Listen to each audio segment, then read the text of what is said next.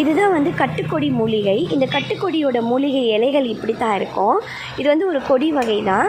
இந்த இலைகளை வந்து நல்லா மைய அரைச்சி தண்ணியில் மிக்ஸ் பண்ணோம் அப்படின்னா கரெக்டாக 5லேருந்து 10 நிமிஷத்தில் அந்த தண்ணியே வந்து ஐஸ் கட்டி எப்படி நம்ம ஃப்ரிட்ஜில் வச்ச உடனே ஐஸ் தண்ணி எப்படி நல்லா இறுகி கட்டியாக மாறிடுமோ அதே மாதிரி இந்த இலைகளை அரைச்சி தண்ணியில் நம்ம மிக்ஸ் பண்ணோன்னா அந்த தண்ணியே வந்து கட்டியாக மாறிடும். அந்தளவுக்கு இந்த மூலிகையில் பவர் ஜாஸ்தி. இந்த மூலிகை பேர் வந்து கட்டுக்கொடி.